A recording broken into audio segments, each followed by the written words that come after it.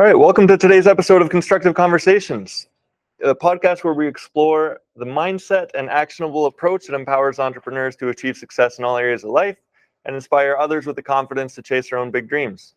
The reason I do this podcast is because 10 years ago, I wanted to start a business, but I had no idea where to start and no role models to follow. So the goal is to provide inspiration for new entrepreneurs and provide fuel for those who are already doing it. Our guest today is Michelle Murphy, the talented principal designer and owner of Michelle Murphy Interior Design in Calgary. With over a decade of experience, Michelle has built a reputation for creating beautiful, functional spaces tailored to her clients' needs. MMID offers a range of services from full-service interior design to e-design, making it accessible to clients locally and across North America. Michelle's favorite design style is mid-century modern, which she seamlessly integrates into her projects. When she's not designing, Michelle enjoys spending time with her husband and pets, reading, or watching a funny show. So join us for this episode where we explore the world of interior design with Michelle Murphy, learn more about her journey. So thanks for coming on the show. Thank you for having me. Yeah, it's great to have you. Yeah, so can you talk a little more about your company, what you do, how long you've been around? Yeah, absolutely. So I've been in the design world for 11, 12 years now. I've had my own business for just about 6, coming up on 6 years here this fall. And yeah, I absolutely love it. I got into this world in high school, started diving into what interior design was, and yeah, it was the right fit for me, and haven't looked back. That's great. So you found your fit early on, it sounds like. You Yeah. knew what you wanted to do and you went for that.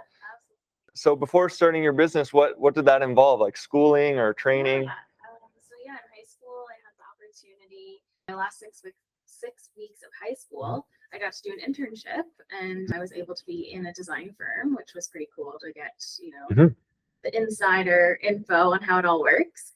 And I loved it, and I had already decided I was going to go for a bachelor's in interior design, and so I stuck with that and absolutely loved it, and then dove right in as soon as I graduated. So That's great. yeah. And then at what point did you say, I want to start my own business? Was that a goal from the beginning, or did that Yeah. develop as you were in the It was industry? kind of something I'd always thought about. I worked for a lot of smaller companies Mhm. when I was starting out, designers that were either 1 or 2 people. And I really liked that small feel. I liked that they were able to be involved in all aspects. So it was kind of something I always envisioned for myself, but I didn't know exactly when that would be, right? I wanted to gain some experience first. So it kind of happened around 2018. I was like, well, I'm just going to try this on the side. I'm working full time, but why not give it a go, see how it fits for me?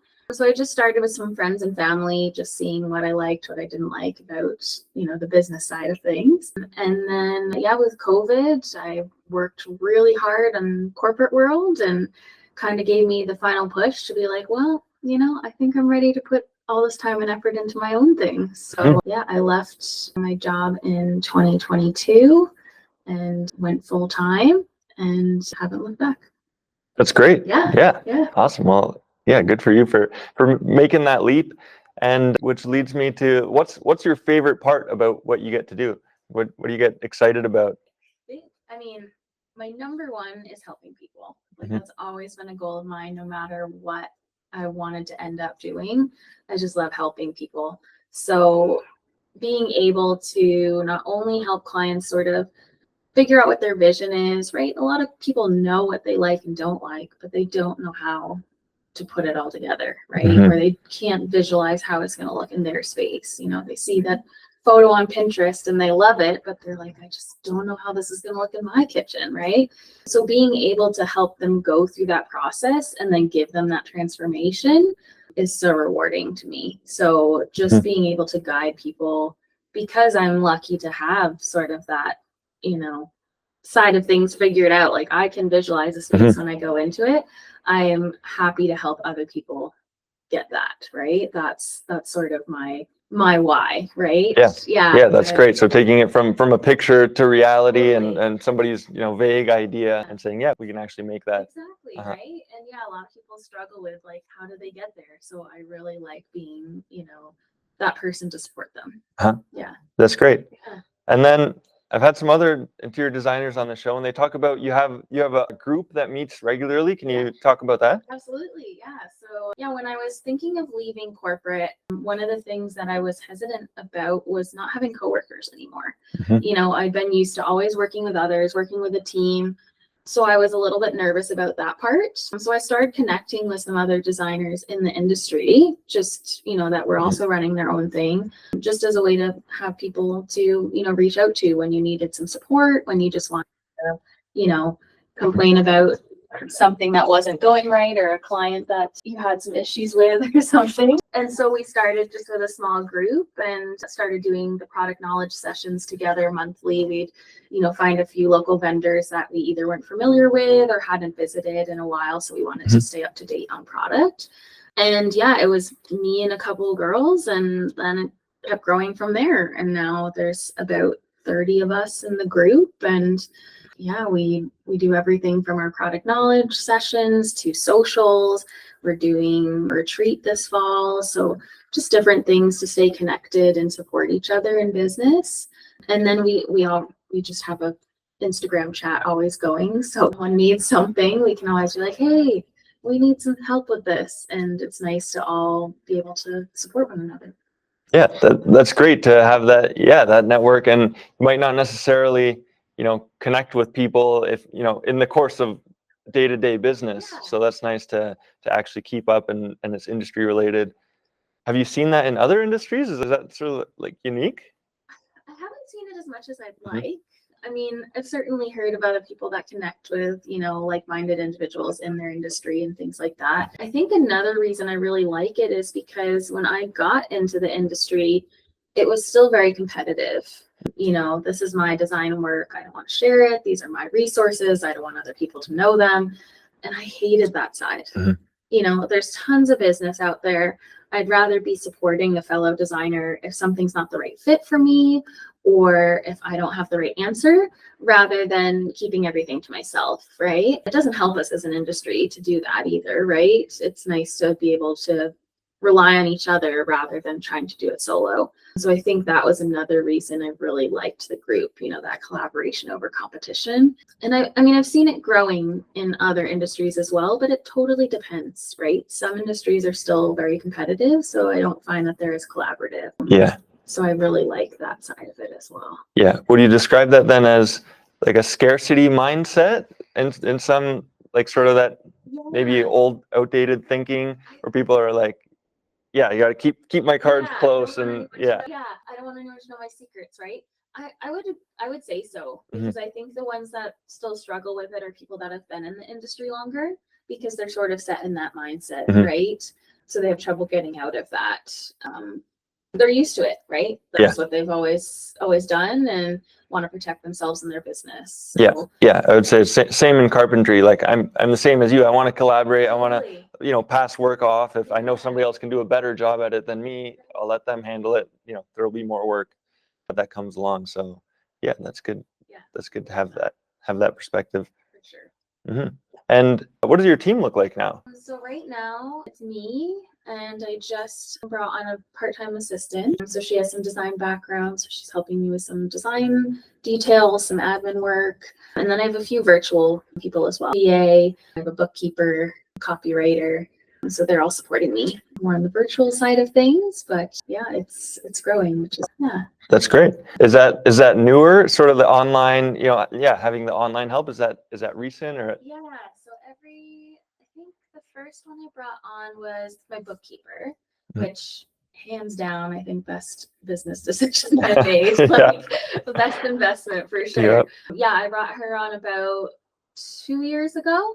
And yeah, it's just been really nice to have someone support me with, my books being up to date and everything. It was something I was falling behind on for sure when I got busy. So that was really nice. The copywriter was next. She's actually a friend of mine that we were working together in corporate. We left within a month of each other. And she built her copywriting thing, and I was building my design thing. And yeah, so it was really nice when she was starting to grow that she could support me on my blogs and my newsletters. So she does all my copy for those. And then my VA was just within the last 6 months or so. And she does mostly social media for me, doing all my content for that and scheduling my posts and everything. So kind of a good little network of people just for me. Yeah. It's awesome. That's great. Yeah. So can you walk through what does a typical day in the life or maybe a typical project look like or in the life of an interior designer? Typical day, gosh, typical day is a hard one. So maybe typical project Yeah. is easier. Yeah. Every day is different. Yeah, typical project, I'd say, I mean, every project, no matter sort of the size or what the scope is, I'll start with meeting the client, seeing the space, walking through their goals, what they're hoping to use the space for, what works, what doesn't work in the space, likes, dislikes, kind of narrow down to, okay, what are we trying to accomplish here and what is the aesthetic, right? So sort of those two main pieces, the function and the look. So every project starts that way, whether it's commercial, residential, full renovation, just decorating. Then from there, we sort of work out that scope in more detail, right? So are we looking at paint colors and selections? Are we looking at full drawing sets with layouts and permits and all the fun stuff of renovations, and try to dial that in so that we have a good, clear outline of what we need to accomplish, and that helps us figure out budget and timeline from that scope of work, right? Then we'll usually start bringing in some contractors and trades to work with us, come up with a design plan to go over it with them and get their budgets and their timelines incorporated into the project. And then we get to work. So whether that's starting a renovation and, doing demo and install and everything, or if it's decorating and we have to do some sourcing and shopping and having a styling day, things like that. Yeah. So kind of our planning, working out the design details, and then implementation is kind of the overall path we usually take. Yeah. And so I'm hearing you're pretty full scope. So you're with the client. You're not just, oh, here's the design, have fun. You're with them. You're while the job's getting done, right till they have the finished product. Yeah, absolutely. That's my preferred way, just because I find that I can support the client better that way. Right? There's less questions or problems that might arise, right, when they don't have the support they need. So I like being there start to finish to guide them through that process. Yeah. And what's your split? So are you typically working directly for a homeowner, for commercial clients, or will like an engineer, architect, contractor bring you in sometimes? I'd say I get quite a lot of business from contractors. They'll bring me in when a client is ready to start a project, but maybe needs some support with that design. A lot of contractors don't want to deal with, picking out the right tile or, finessing this little part of their kitchen to work better, right? They'd rather just be told, hey, this is what we're doing, get it done. So they'll bring me in to sort of support the client through some of those little details so that everything works out the way they want. And then, like I'd say that's a good chunk of my business, probably almost 50% is contractors bringing me in on their jobs. Then the other 50% is sort of a mix of homeowners directly. I do a little bit of commercial, pretty small, probably only one project a year commercially. And then some consulting usually on the side as well. So I usually do that for past clients. So if we've, finished up a project in the past and they just want to deal with, a bedroom now or something, then we can do some more consulting to work out those details and go from there. And I saw on your website you offer some digital design work, so that can be remote, sort of anywhere. Yeah, which is interesting. I didn't know. It didn't occur to me. Designers can design from anywhere, really. For sure. Yeah, that's something I started offering when I kind of started my own business, because I'm from the States originally. So I have a lot of friends and family there. And once they knew I was getting more into my own thing, some of them were interested in it, but it wasn't really something favorable to be traveling down there to support them, right? It just didn't really make sense. So I started doing things virtually for them, right? Just doing a video call and they'd send me some information and I work on it for them and send it back through email. So I'd always offered it, but unless it was someone that knew me, I wasn't really pushing the service. And then when COVID hit, e-design became a lot more popular because a lot of people couldn't be around each other or be in spaces, things like that, right? So I was trying to accommodate that. And so it grew a little bit more. I've helped a few more clients with some e-design services. And I'm trying to grow it some more now, just to be able to support people wherever they are, right? So it's a great way to be able to help clients that have the time to be a little bit more involved, because you do need a little more time to be able to provide me with the right information, because I can't go in and site measure, I can't go shopping with you at the store. So it is a little bit different, but it still allows clients to be able to visualize and get a good design plan together, right? Which is awesome, because that's my ultimate goal, right? Is to make that design process easier. Yeah. And with clients like that, when they come to you and they say, yeah, we want your help, is that because they like your particular past work? Like, do you have a specific style that's typical? Yeah, I'd say typically a lot of clients will come to me for style or process. So they like, either work that I've done in the past, which mid-century is my favorite style. I do try to bring that into a lot of my designs, but I have a very light, bright aesthetic, very neutral, clean, modern. That's sort of what a lot of my projects go towards. And I think a lot of people will come to me specifically for that look, right? If that's kind of what they're envisioning, then they know that I can help them with that scope, right? And then, yeah, the process, sort of having that start to finish, a lot of clients will come to me for that, right? They know that they need the support. They don't have the time. They don't have the know-how to do that renovation process on their own, right? So they reach out to someone that can support them. So yeah, definitely. That makes sense. yeah. Awesome. And then the other question, which going back to earlier, are your parents in the industry? Like, did you have any sort of influences that got you involved? Are they business entrepreneurs? My parents worked corporate and still do, and my mom was a dental hygienist and still works in that world, so definitely very different than interior design. Yeah. And my dad is in IT, so again, very different world. I didn't have interest in either of those areas, so I knew that right away. But yeah, in high school, I finally had my own room. I had shared with my sister for my whole life. And so when I finally got my own room, I was excited to make it my own. And my dad helped me paint and, do everything that I wanted. And once I was done, I asked my parents, I said, hey, like, is there a way I can help other people do this? If they're wanting to change a room and they need some help with it, is there something I can do?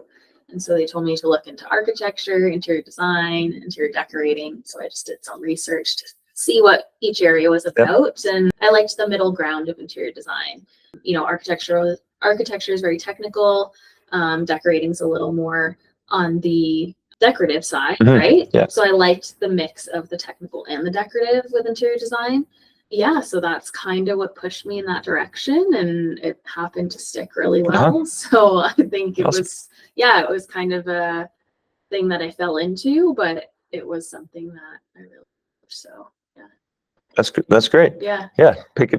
Choosing your own road. Totally. Yeah. You never know, right? So. Nice. So the next one, what's the biggest challenge that you face, or interior designers just in your industry? Yeah.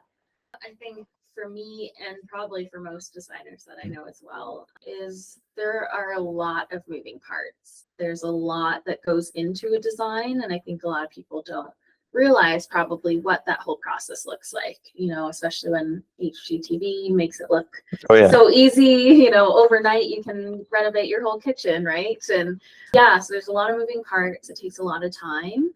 I think that it's not that people don't appreciate the amount of time and effort that some of it takes. I think it's the know-how, right? Like, there's nothing out there that if you haven't done a renovation, you don't know what that process looks like, right? Yeah, so there's no expectations really. Right? Yeah, or they have the HGTV expectation. Right? Oh, you can do this in a weekend. Yeah. Quick, and it costs like $5,000. And it's like, well, so I think, that education component is really important, because I think that's one of the hardest parts, is a lot of people just don't know what they don't know, right? If they've never done it before, they've never dealt with anything in this industry, there's a lot that goes on, right? So I think, being mindful of the fact that we need to educate our clients and the people we work with so that they understand what the process is like.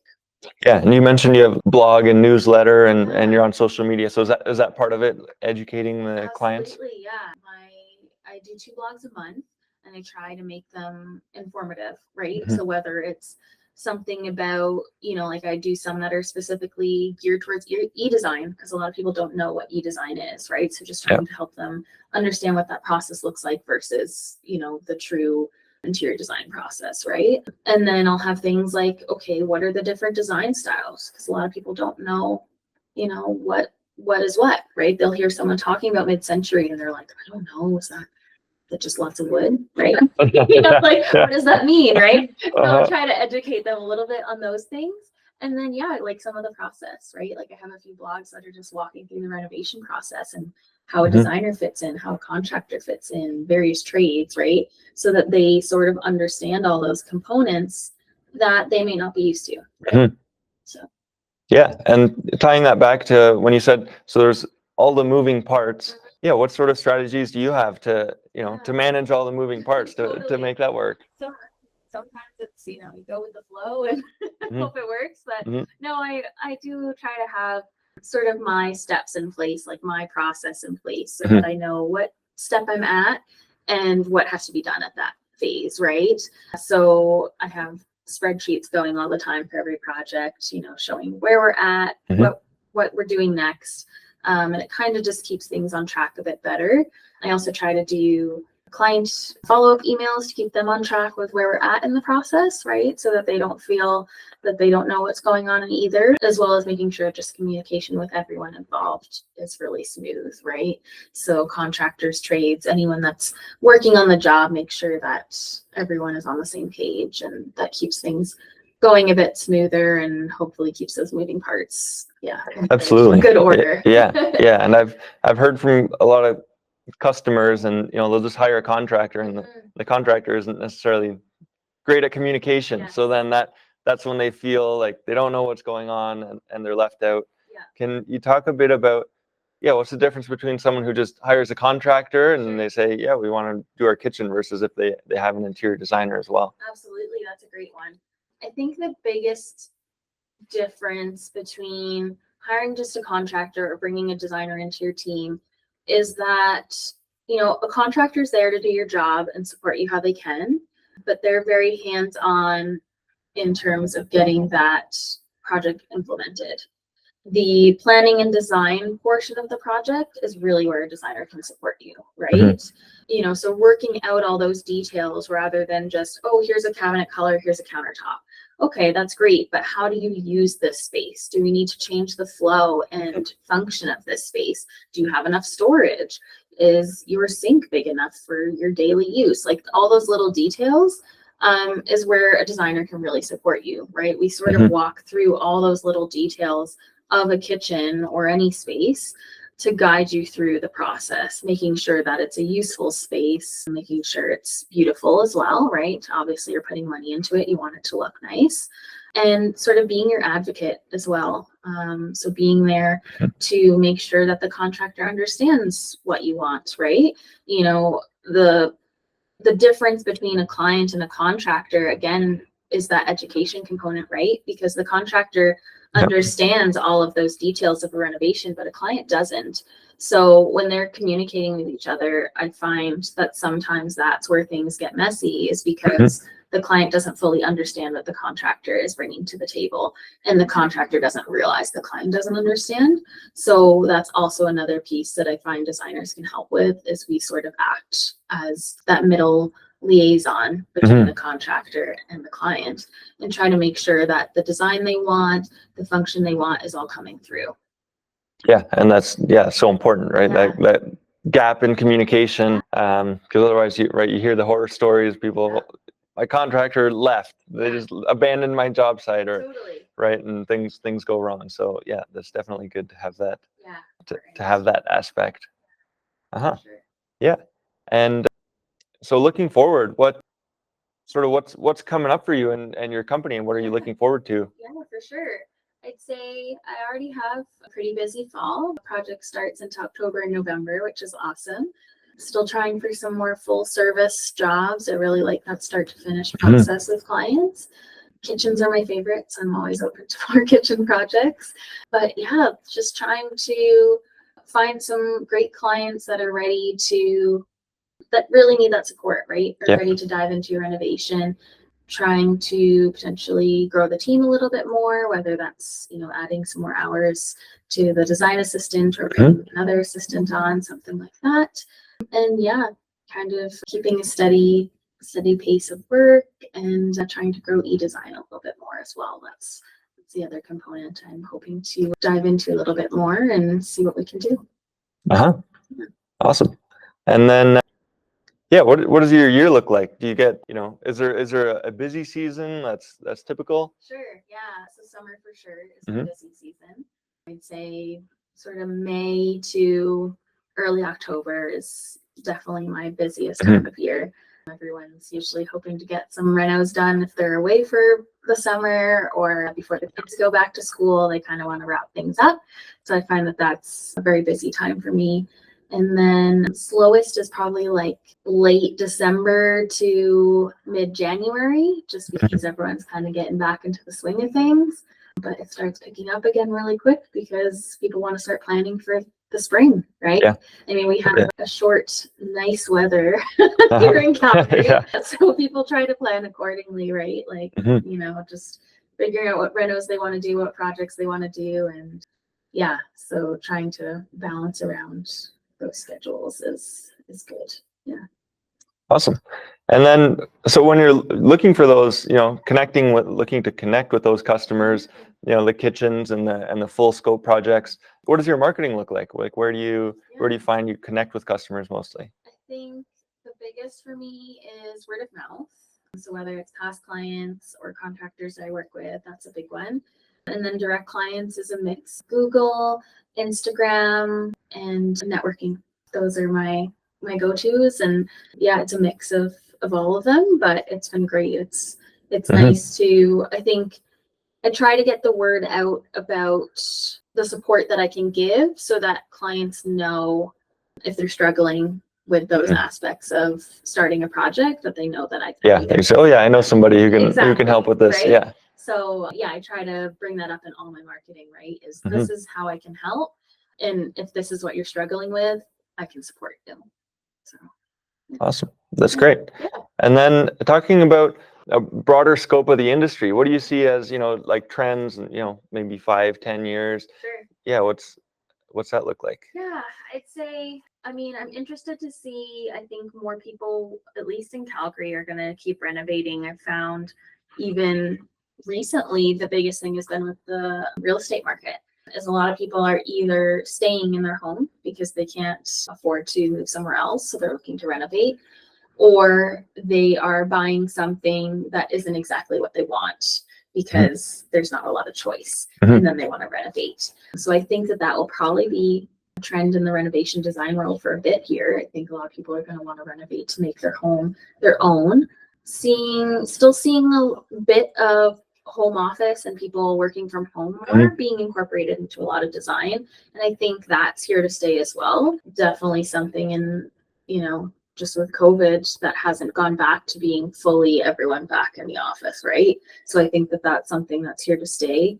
And then in terms of maybe more like design styles and trends, we're still leaning very warm colors, warmer woods, things like that. We're straying away a little bit from the, very white, light oaks and leaning more into maybe some of those mid-tones, and some walnuts and things like that have been really nice to see again. So I think that will be around for a bit as well. But, 5-10 years from now, I'm sure we'll be shifting back the other way, because that's what we always that's how it goes. Yeah, the pendulum swings. Yeah, exactly. So I can see that coming back again. But yeah, right now, definitely still seeing a lot of that warmth and comfort and people liking that cozier feel. So yeah, and I definitely appreciate what you said about a lot of home offices. I've been asked about that a few times. Yeah. Can you give just some tips for if somebody's planning a home office or they need to update a room? What should they take into consideration? For sure. Yeah, I think the biggest thing I look at for home office is, what do you need for work, right? Do you need a lot of workspace? Are you someone that has paperwork still and needs somewhere to have that?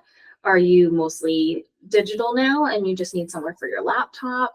So I start with that just so that we can figure out sort of like a desk or workspace, right? Because that's sort of the biggest component. And then I also try to look at, okay, is it somewhere you're going to be a lot? Like, do you work from home most of the time and only go into an office occasionally? Or is it the opposite? that you're in the office most of the time and just come home, you know, maybe for an afternoon or two a Mhm. week, right? Because then we can look at ergonomics of it too, right? Do we want to have some monitors on adjustable arms so that, you know, you can set up your laptop and work here for an extended time without being in a bad posture or, you know, just not being comfortable? So I kind of asked some of those key questions to figure out how the client works and what they need from the space. And then a couple aspects I like to bring in are, if you have the opportunity for a space with a window, that's great. Mhm. Natural light really is nice for productivity, for just feeling, you know, like a nice environment. And whether you can have the window or not, I also say to bring in plants. And it's kind of that natural feel, feels more comforting. If they're real, obviously you're getting fresher air, which is awesome. If you don't have the opportunity for real, faux is still a great way to bring in some plants because you're still getting the textures and natural feel from them. So those are some of the elements I like to bring in. And then the last component is trying to help a little bit with organization. So trying to keep it more clutter-free, somewhere you can focus and be productive.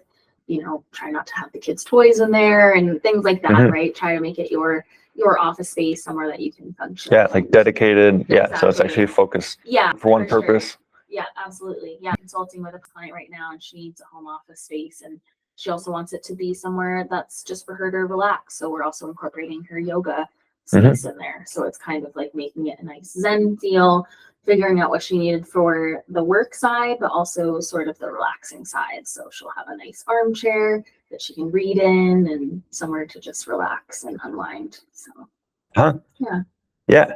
Do you see that as a trend? Because that just made me think. I went to visit my mom, and she took where I used to have my office at her house, and now that's her yoga area. Is that?